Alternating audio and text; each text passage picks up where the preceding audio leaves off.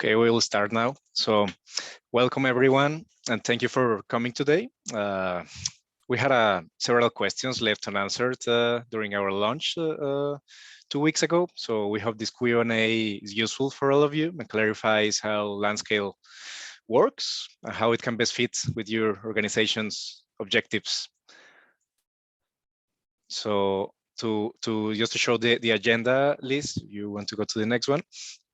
First, we will go over a more detailed overview of LandScale, as well as a platform demo. And then we will start with the Q&A session. So please, I'll add all of the questions you have in our Q&A box. And also, if you can introduce yourselves in the chat with your name and organization, it will be really appreciated. Thank you. And to follow on, I will introduce the team. So Sophie Percy, who is here, she's our senior program manager. Liz Tompkins leads the communication for LandScale. Renata Lozano leads the operations team. And Sarah Lubberger is involved with the pilots. And I am Arturo Tovar, and I am responsible for business development for LandScale. Please, the next slides. So LandScale is an initiative developed by the Rainforest Alliance in collaboration with Vera and Conservation International. We also had the support and guidance of highly experienced partners and advisors that you can see here on screen with this slide. So we have worked hand in hand with them through the development of the framework and platform. And well, of course, none of this would have been possible without the generous financial support of the BHP Foundation and the International Climate Initiative of the German Federal Ministry for the Environment, Nature, Conservation, and Nuclear Safety. To start with, if you can go to the next one. Yes, thank you. So just getting on with LandScale, we identified there was a need for reliable sustainability information on landscape level. So LandScale was created to measure performance and insights about ecosystem, human well-being, governance, and productions. These are the 4 pillars that we put into the framework. We're going to go into this in more detail later.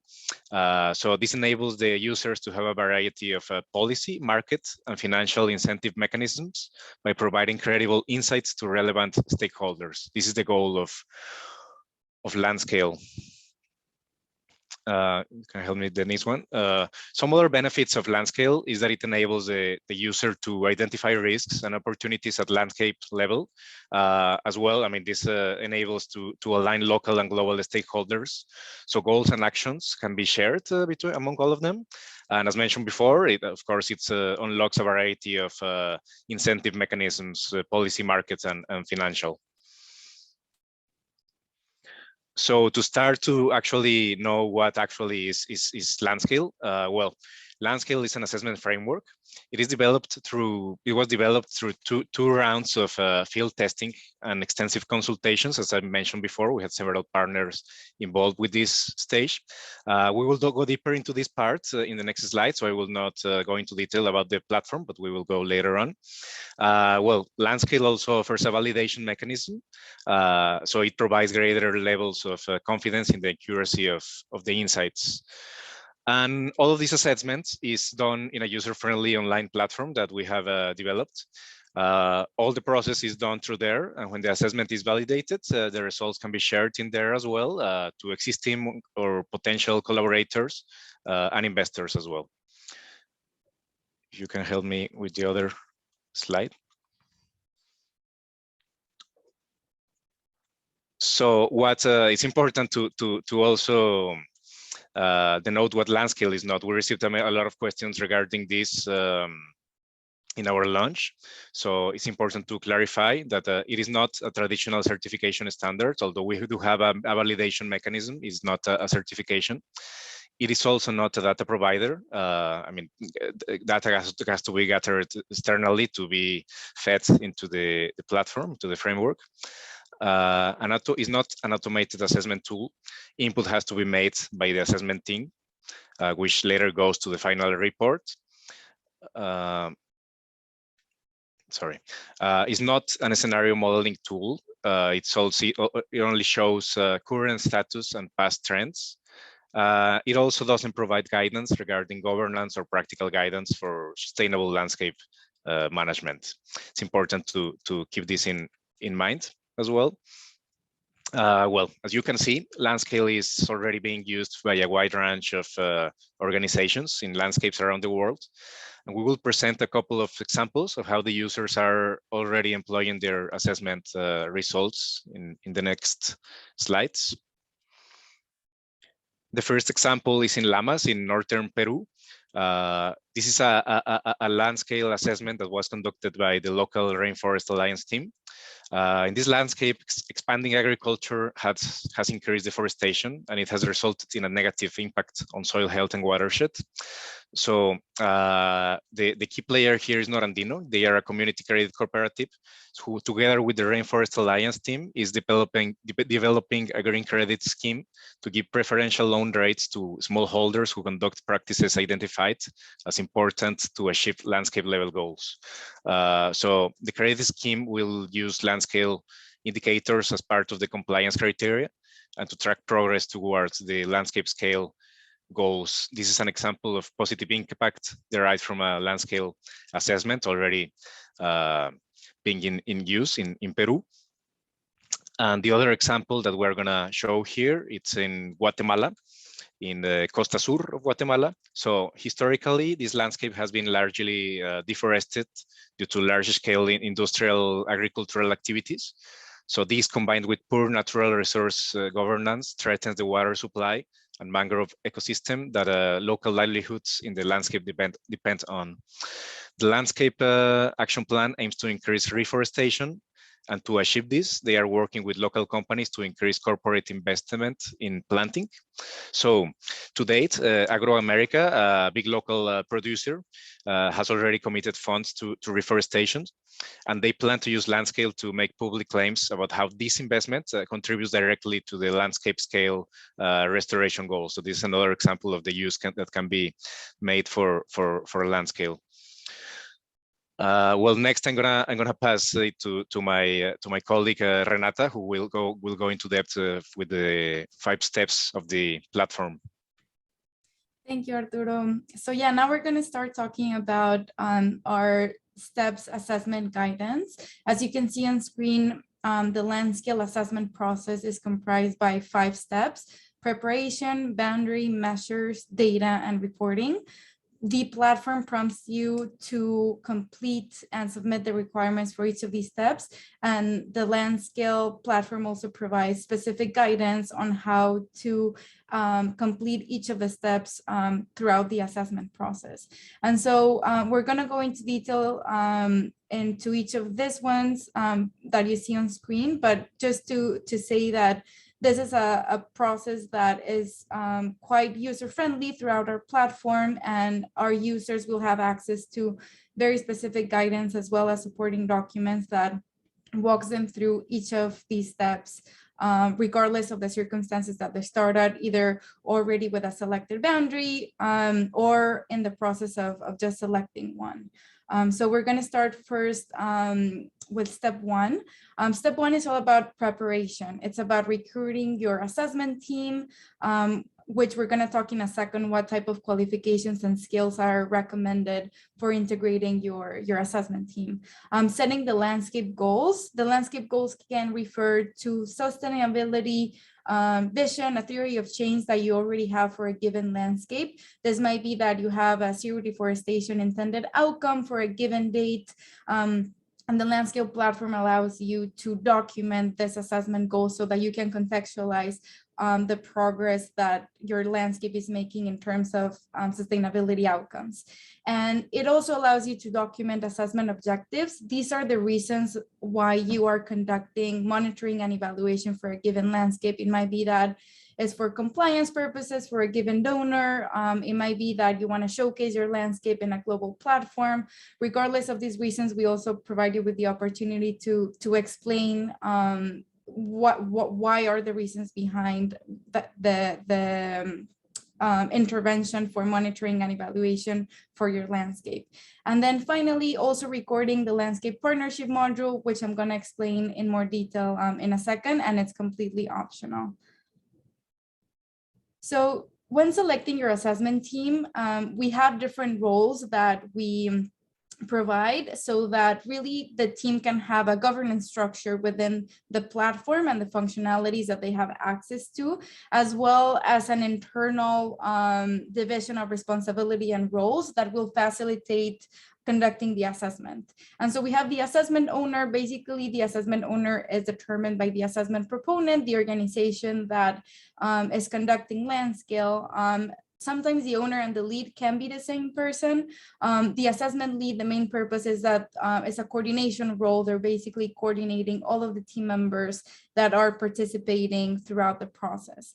And then we have what we determine the assessment specialists. These are the specific members that have subject matter expertise and skills for conducting the assessment that are aligned with the themes within our assessment framework. So it might be that you have a subgroup of the assessment team that is working specifically on human well-being, and another subgroup that is just working on ecosystems and production. So we call them assessment specialists, and within the platform, you're able to select which members are conducting these roles for the entire team, and the functionalities will be available accordingly within our platform. Sometimes our assessment teams can source expertise within the assessment proponents organization. It happens that some companies or organizations already have in-house expertise, which is great. But sometimes they also outsource this expertise. It might be that there's already a landscape partnership in place and several organizations, companies, and governments come together to select the members that might be best to lead the process, sourcing different members from different organizations. So the process might look different for every landscape. We also provide a template of terms of reference to help you select and establish your team so that you're not starting from scratch and you already know the qualifications that we're looking for and the skills that might be desirable for this process.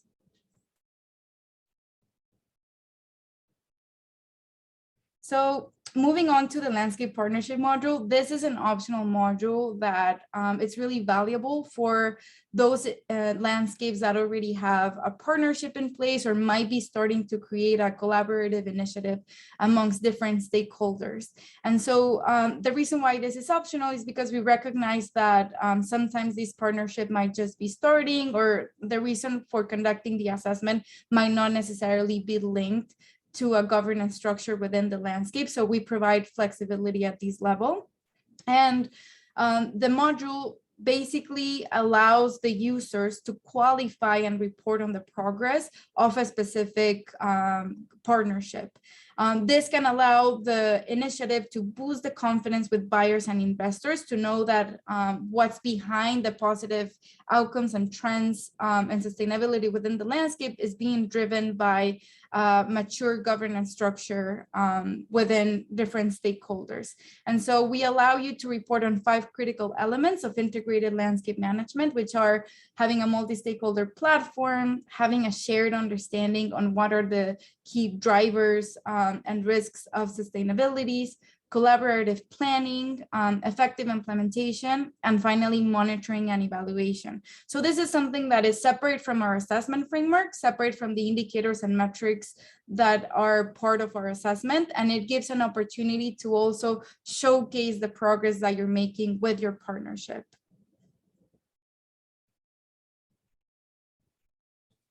Moving on to step 2 is all about selecting a boundary. So as I said at the beginning, it might be that some landscapes are already starting with a predefined boundary, but others might just start to analyze what might be the ideal boundary that they want to select for the landscape. And so for this, the LandScale initiative really has a very broad flexibility in terms of the options that you can have. You can either have a jurisdictional boundary. This would refer to those landscapes that align with administrative boundaries. It can be either second or third level jurisdictions. The idea is that they follow exactly jurisdictional boundaries regardless of the level that they're in. Another option is a catchment area, those boundaries that might be defined based on ecological criteria that are more aligned with a watershed composition of the landscape. And then finally, because we understand that sustainability issues might go across jurisdictional boundaries, as well as might have other intricacies beyond just watersheds, we also allow for the definition of a user-defined landscape. And these are the ones that can go above or beyond jurisdictional administrative unit that might also take into account other adjacent areas of a watershed, for example. And so we provide this flexibility. We don't prescribe a specific size of the landscape. We really just provide some recommendations and point to the limitations that you might have if you have a bigger or smaller landscape. And then finally, as part of step 2, the platform also prompts you to compile background information about the landscape, some basic socio-ecological criteria that might accompany the interpretation of the assessment results that you're going to publish at the very end. For step three is all about the measures. It's about selecting the indicators, selecting the metrics which correspond to the indicators, and then setting up optional targets. In the next slide, what we're going to see is the full set of our assessment framework. We evaluate and provide the option of setting specific targets for each of the either indicators or metrics, because we recognize that these efforts might already be in place and some stakeholders might have already determined specific outcomes, desired outcomes that are linked to some of our assessment results. So moving on to the assessment framework, what you see on screen are basically 3 levels. The first level are the pillars. We have 4 pillars: ecosystems, human well-being, governance, and production. Our second level are the goals. Each pillar has specific goals. And then under the goals, what you see are the indicators. Each indicator is also comprised between 3 and 5 performance metrics, and our indicators have different applicability criteria. So at the bottom right, what you can see are the different categories that we assign to the indicators. We have 3.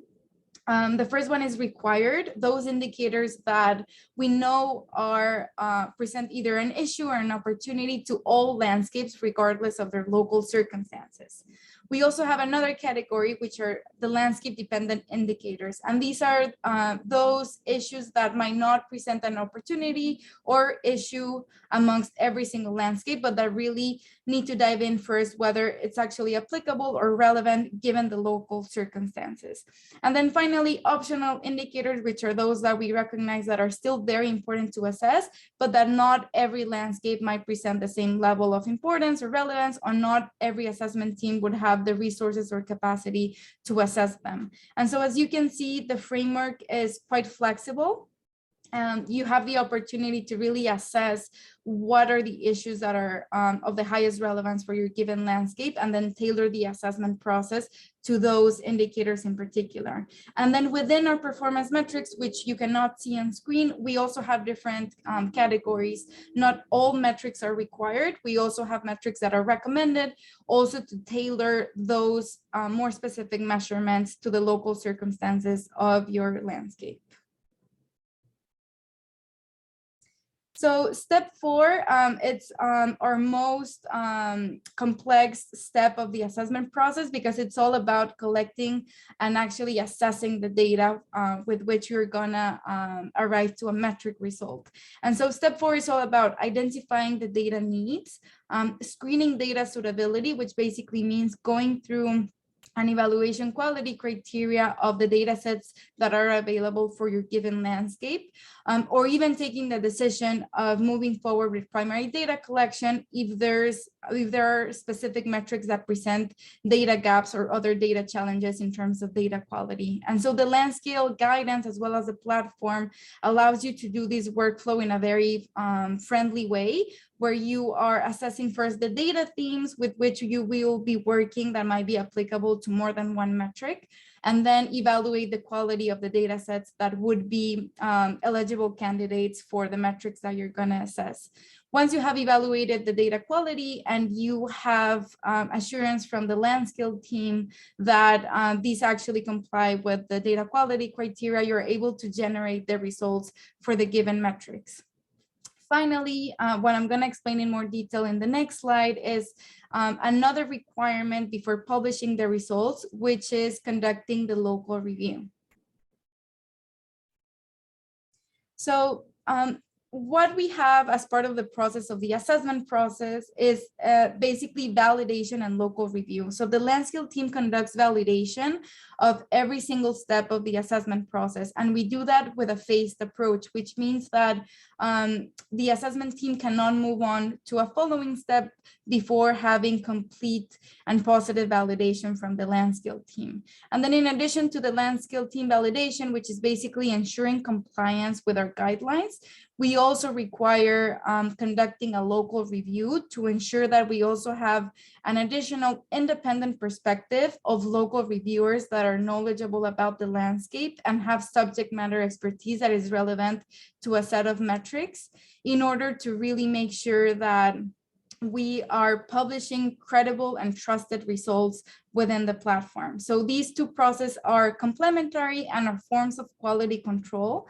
And the LandScale team also plays a key role in the decision process for selecting the local reviewers that might be eligible to conduct this evaluation. So this really gives the assessment team a lot of assurance that the data that they're using and the results that they're publishing are really of the highest quality and are actually speaking to the accuracy of the issues that are going on in the landscape.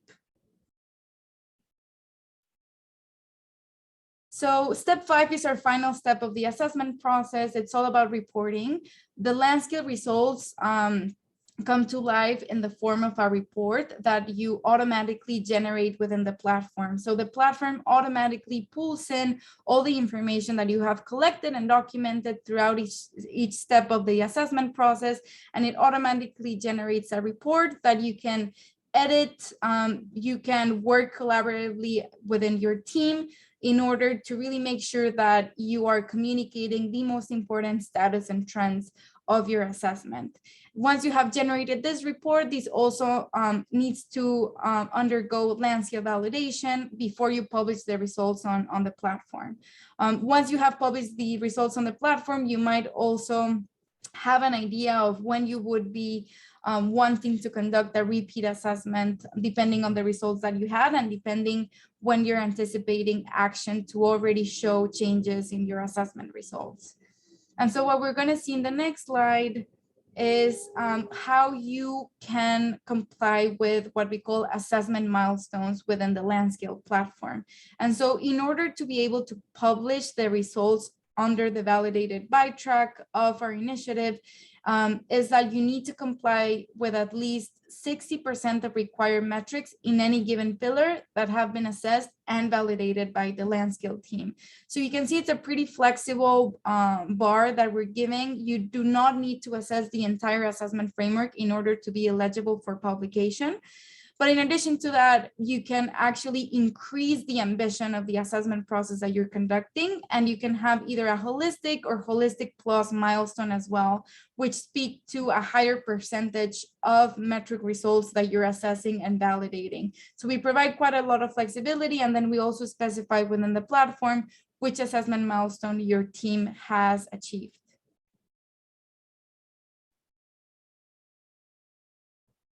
Finally, the way that you report all of the documentation and information that you have assessed for the LandScale evaluation is in the form of a profile and a report.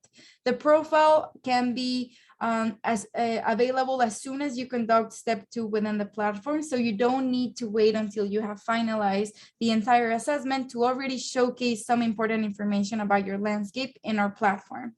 And then finally, after you have conducted the assessment and validation of all 5 steps, you're able to publish your report on the platform. Here on screen, we have a snapshot of how their profile might look like. And we're also sharing right now in the chat an example of what a a landscape report would look like, which was built by one of our pilots from Costa Rica. So take a look at that to see how some of the results might come to life.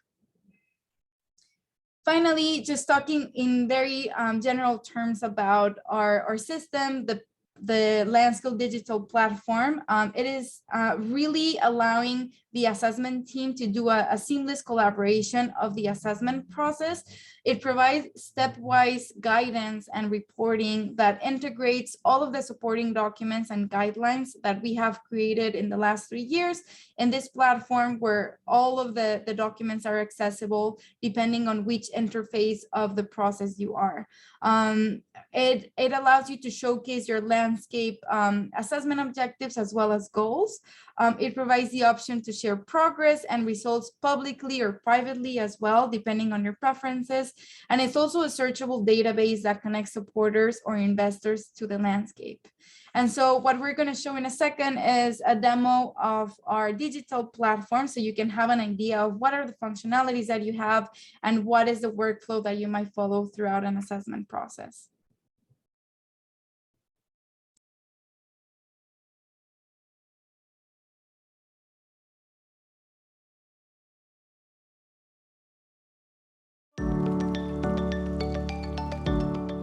Welcome to the LandScale platform. The platform guides you through the 5 steps of conducting your assessment and helps you communicate your results to a global audience. This is the dashboard, the main hub for your assessment. If you're involved in multiple assessments, you can easily access them all here. You can start showcasing your work straight away on the public side of the platform by building your landscape profile here. And over here, you can easily access the assessment guidelines and the community of practice, or contact us for help. You can also see and access each of the 5 assessment steps from the dashboard. A progress bar helps you see how far you've gone in each step. When you click on a step, your dashboard will show you all the tasks you need to complete in each step. From the task list, you can assign one or multiple team members to a task for easy collaboration. Once you've assigned a team member, you'll see their initials here. Each task involves different inputs. Instructions are included for each task, as well as quick access to more detailed guidelines. In the landscape boundary task, for example, you're able to either upload a map of your boundary or draw one using the map tool. The map shows you existing assessments in yellow, so you're also aware of any other assessments nearby. In step 3, you're able to select the LandScale indicators that are most relevant to your landscape, and add custom indicators to further tailor the assessment to your needs. Once you've completed steps 1 through 4 and they've been validated, you can build your landscape report. Much of the information you added in the previous steps will be automatically loaded into your report. You can then add additional content like images and data visualizations and edit pre-filled text. You can preview your report as you work on it to check how it will appear when published. Once your report is validated, you can choose to publish it on the public side of the platform. On this side of the platform, stakeholders can browse landscape reports using the search bar or the map. A profile provides an overview of each landscape, including project goals, featured results, and validated assessment reports. Thanks for taking the time to discover the LandScale platform, a new tool to generate reliable landscape insights, make informed decisions, and share credible stories of impact.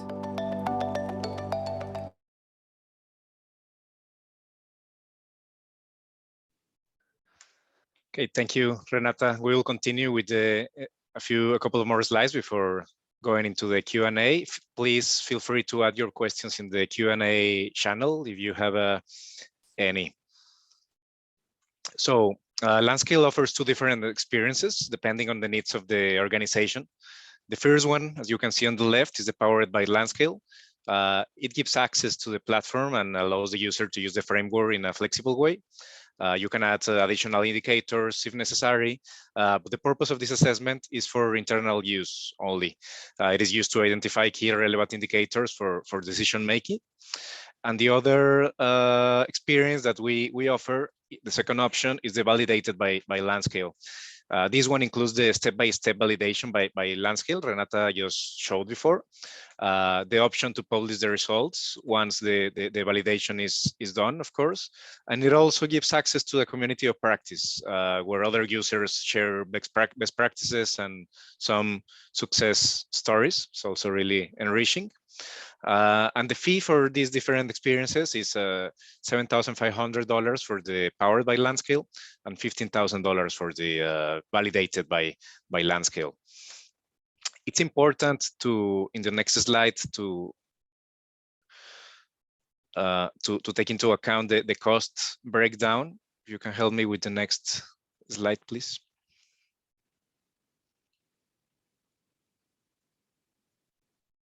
Thank you.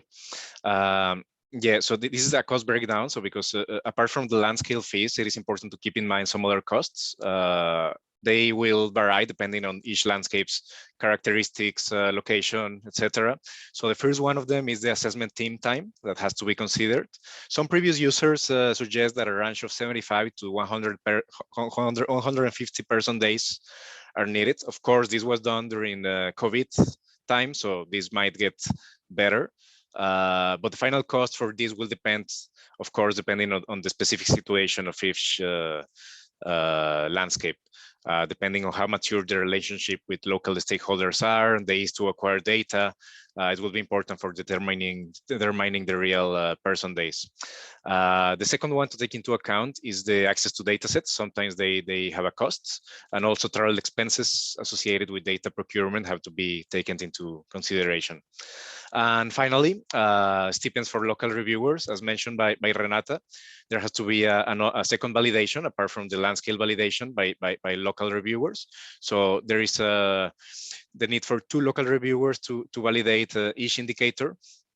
Of course, these stipends are not defined by LandScale. It has to be agreed by the assessment team with the local reviewers. But this is something that has to be taken into account before starting the assessment. And finally, just to finish, to close before we pass to the Q&A session. Well, this is some key points to see if LandScale is right for you. So the first one is you want to understand sustainability in a holistic way. I mean, taking the ecosystem, social, governance, and production indicators into account. You also want to monitor outcomes rather than just practices. You have access to local knowledge and landscape stakeholders, and you are willing to involve the necessary stakeholders to shared action in this. Of course, you also need to have the time and the resources to conduct the assessment. And finally, I mean, Renata was mentioning this. This is a reference, 100 square kilometers. Of course, it's not delimited, but this is usually what it should look like. It should not be too small. It should involve different stakeholders. I mean, the landscape has to be large enough to capture linkages between different sustainability issues. So this is kind of an average that we will recommend, but as Renata mentioned, it can be flexible. Now we will pass into the Q&A session. I don't know if any of you has any question.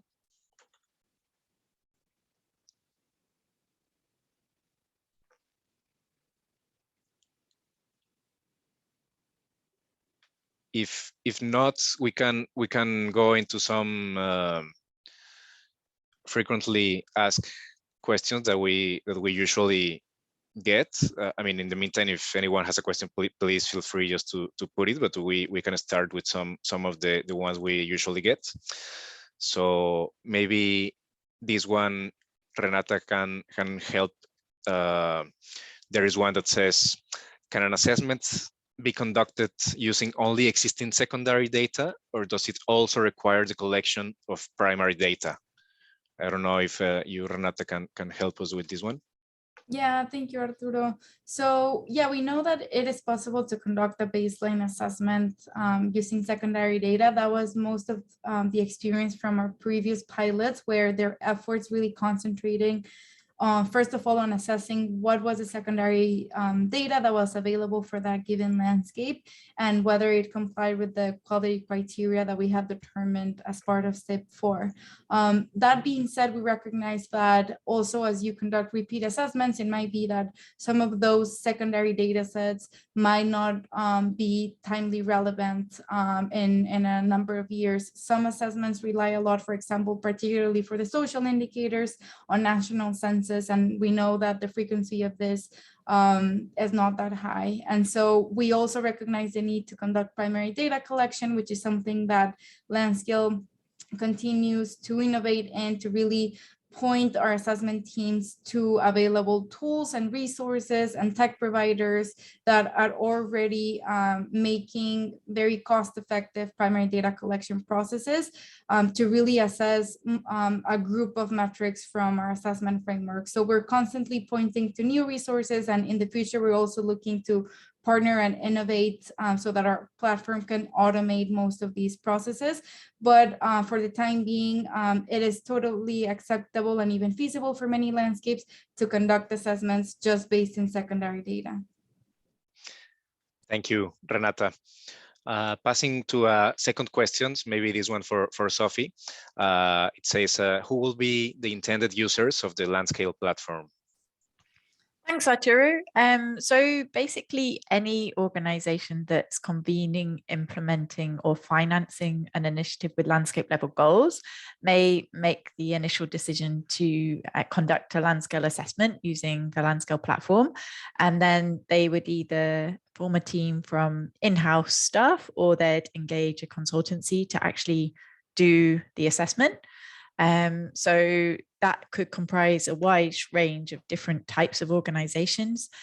We've seen NGOs or consultancies, donors, investors, governments, and also businesses like commodity producers or buyers have been the kind of catalyst for conducting a LandScale assessment. And then the other side of the platform is a database of trusted landscape level insights. And we also foresee a wide range of organizations wanting to access that information as the basis for management, sourcing, investment or policy decisions. So it does really have a very broad application and audience. Thank you, Sophie. We have another one that maybe Sarah can help us with. It says, at what stage in the development of a LandScale initiative should you conduct a LandScale assessment? Yeah, thanks, Arturo. I think we really, at pretty much any stage of landscape initiative development, we purposely tried to work with pilot projects that were in different phases of development of their landscape initiatives. So we had some initiatives that were actually starting for the first time to build a multi-stakeholder platform and start to design a landscape action plan, and found it useful to be using LandScale as a tool to better identify what were the issues that different stakeholders in the landscapes care about through that indicator and metric selection process, and to use the LandScale framework as a sort of structure to underline the development of a landscape action plan. We also had pilots that already had an initiative in place, and they already had defined goals and some activity happening, and they were really interested in using LandScale to sort of identify the status of the landscape and to be able to start measuring change over time, as well as better communicate what the landscape was doing and achieving in a more credible and public manner. So I think, yeah, we've really found through the pilots that it can be useful at pretty much any stage of conducting an integrated landscape management initiative. Thank you very much, Sarah. And the next one is also regarding pilots, so you might help us as well with this one. And it is, are there any examples from the pilots where LandScale results are influencing and integrated into government planning documents? Yeah, absolutely. A fair amount, actually. I'll pull an example from the Llamas pilot that you shared earlier. In there, the Rainforest Alliance team is working with the regional government of San Martin as well as local governments, where each level as well as different sectors have strategies and plans with their own indicators.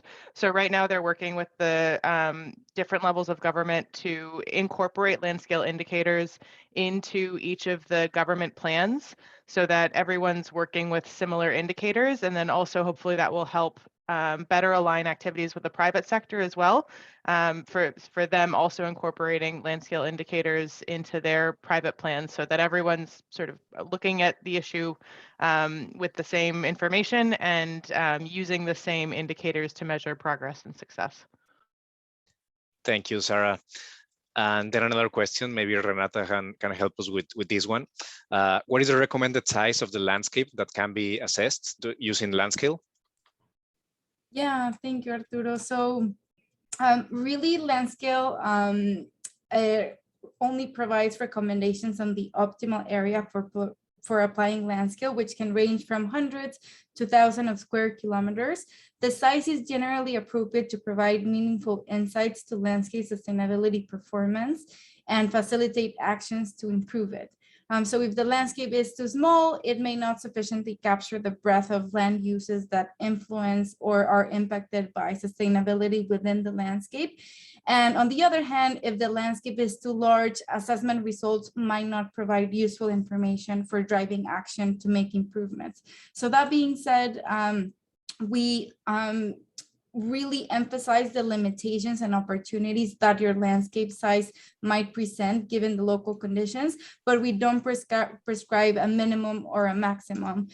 You can proceed with the landscape size of your preference, and we'll only point you to specific limitations that you might encounter throughout the assessment process. We will also make available previous experiences from our pilots in determining the size, where decisions have either increased the size or diminished it, given specific conditions that they encountered.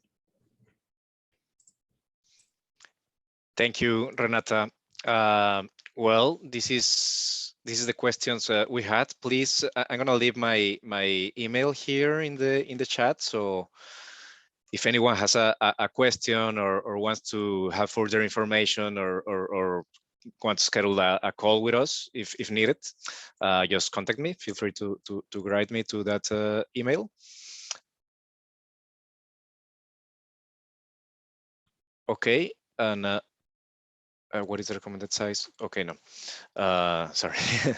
Yeah, I was looking at the, okay. Okay, well, anyway, sorry.